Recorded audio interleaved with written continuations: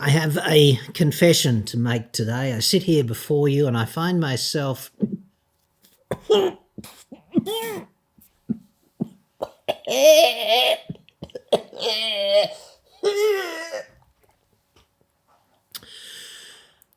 I find myself in complete agreement with T-Dub and the car industry's grubby little lobby group.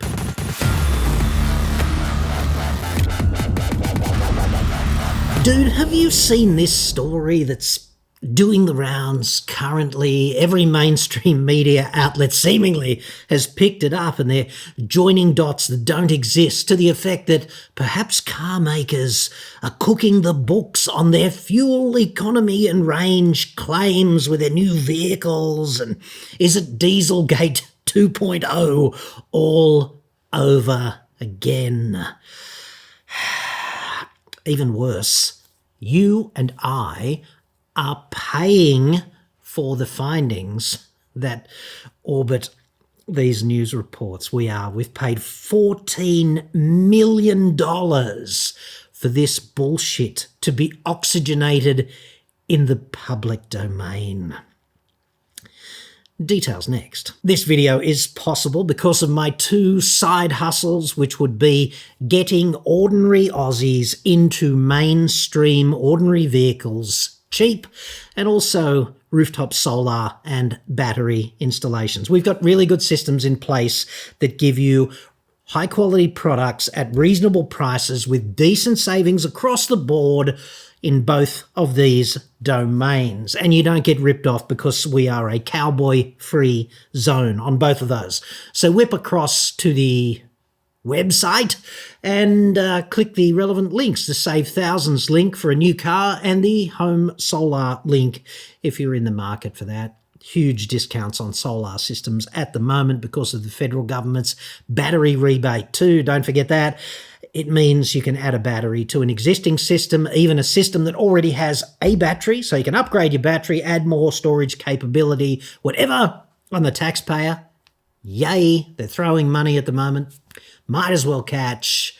Full details on the website. There's no obligation, blah, blah, blah. And now, back to me. The oxygenation of these fuel efficiency claim stories in the mainstream media has become so egregious that T-Dub himself has regained consciousness and departed from his latest tour with the Spice Girls to issue a press release specifically stating the car industry's position, which counterintuitively I agree wholeheartedly with. You know, it's a confronting news day when you start agreeing with one of these low-rent lobby groups like Jesus. Anyway, let us go through this because it's kind of interesting and you're paying for it. You might as well understand exactly what's happening here. So anyway, T-Dub's mob has issued an official release saying real-world testing could produce results that buyers are unlikely to achieve in their use of the vehicle, the Federal Chamber of Automotive Arsehole Industries said today.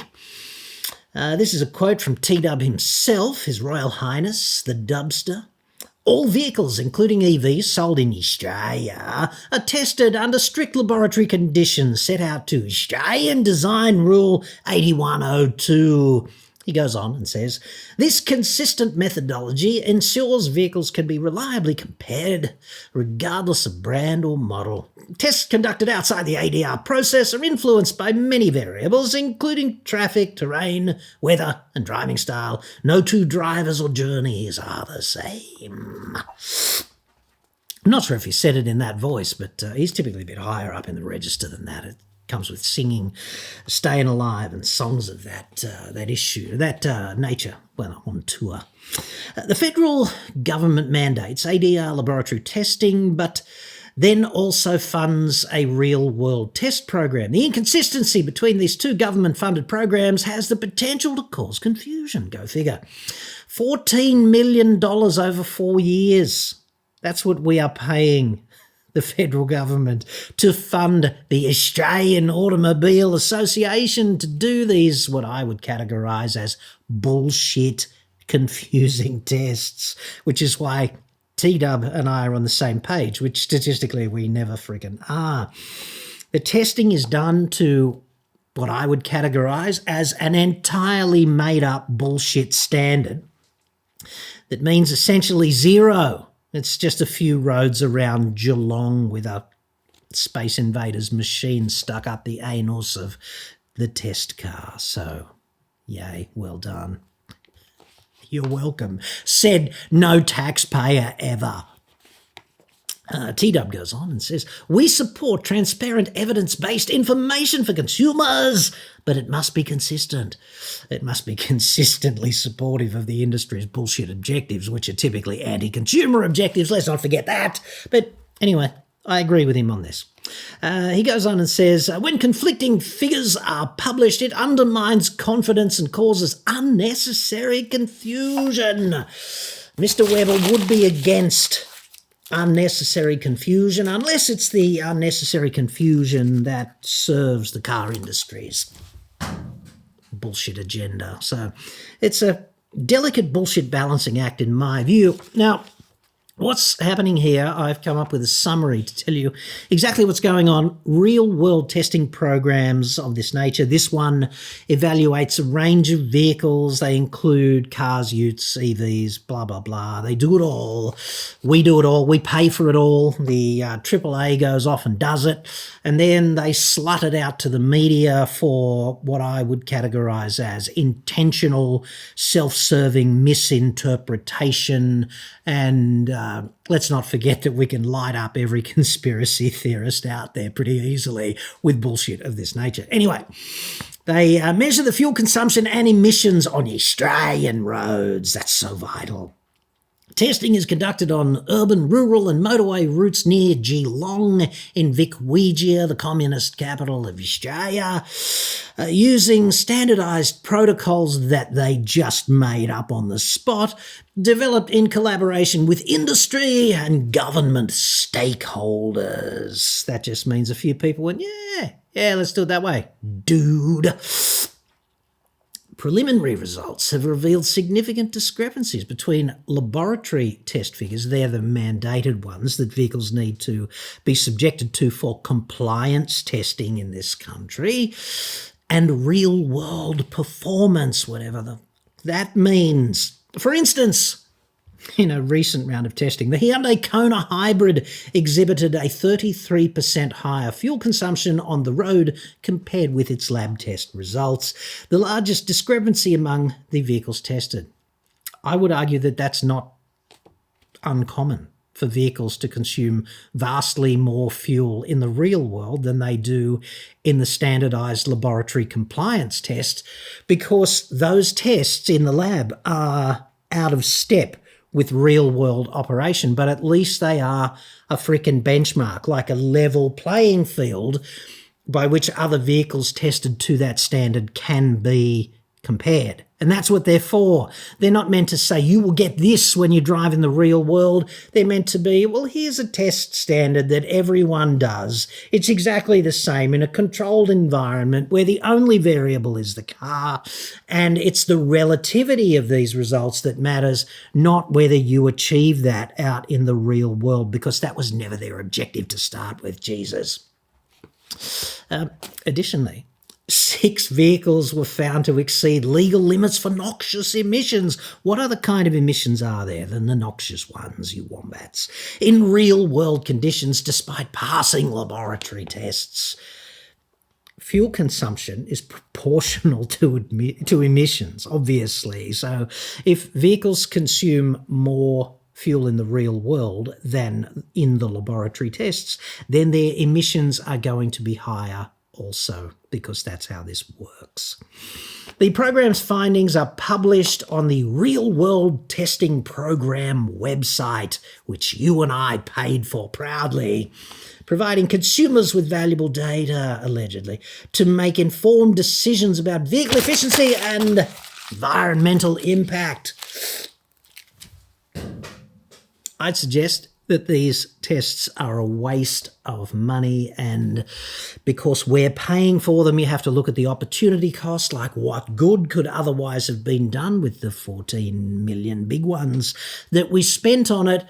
versus the confusion that TW and I are on the same page as, and also the car industry has its head in a vice and the government's fist up the, well, how would you refer to it diplomatically?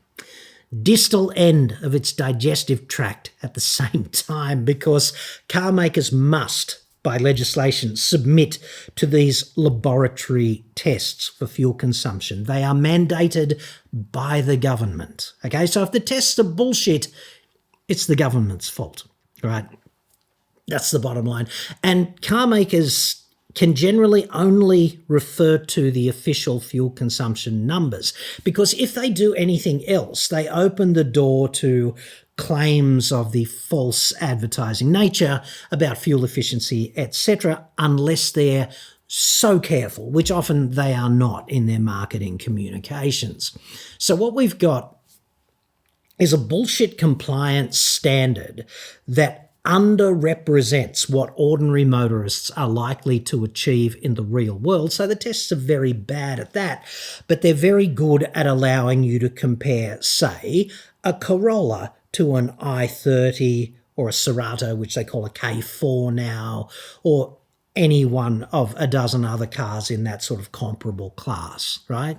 So they're really good at comparison and really bad at telling you what you're going to achieve in the real world. And as long as you go into that with your eyes open, in no way are the test results confusing. What's confusing is the AAA going out and doing these bullshit tests and whipping up the media into a conspiratorial frenzy as if somehow the car industry, individual car makers, whatever, are cooking the books on the results, which they are not doing, and which, if they paid attention to Dieselgate in the past 10 years, they'd be extremely ill-advised to do, wouldn't they? Cook the books? Shall we cook the books on emissions? What happened to Volkswagen again? How many $1 billion did it cost them just because, you know, they prioritised profit over human health, which is what the emission standards are all about, let's not forget. So car makers are almost certainly at this point not cooking the books on the fuel consumption tests. The AAA is pretty keen on the taxpayer funding to do these tests and raise its profile. Is it the slightest bit useful to you or me, the consumer, who paid for this testing? In my view, dude, emphatically not.